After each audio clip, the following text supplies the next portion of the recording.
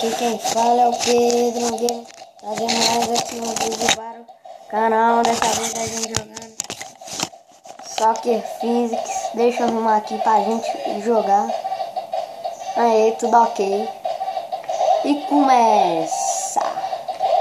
Vão ganhar, filho. Vão ganhar. Esse joguinho a gente gol. Fica bugando a gente. A gente só aperta a tecla pra pular. A gente só aperta a tecla pra pular, tá ligado? E que golaço que eu fiz, velho. E que golaço. Aqui é Honduras. É Honduras. Que é isso, velho? Olha o cara que fica. Olha lá.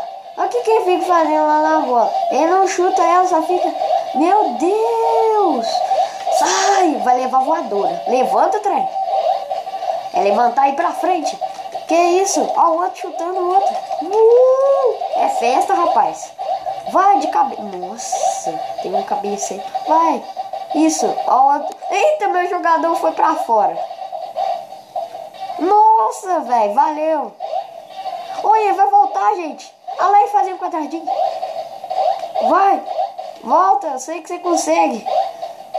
Ô, velho, eu vou fazer um gol contra. Eu tô sozinho. Se vocês não fizerem. Gol. Não, 2-1. Nossa, velho, como que você fez isso? Num gol desse tamanho. Ô menino ruim de mira, só. Vai, trem.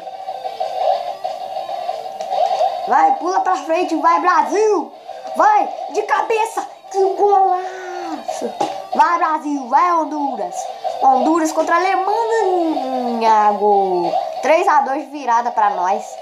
Ó. Que domínio na cabeça. Vai, até o goleiro bate de cabeça. Vai fazer. Vai ser do Brasil. Vai ser hexa. Vai ser hexa. Falta pouco. Não, vai ser hexa. Pra acabar. Hexa.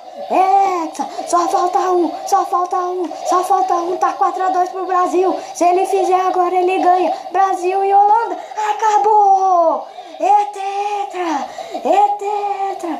Que tetra, velho. É hexa. É hexa. Olha, tem um monte de bolinha caindo ali, ó. Olha, bate no jogador mesmo. Oh, ainda dá pra pular com eles.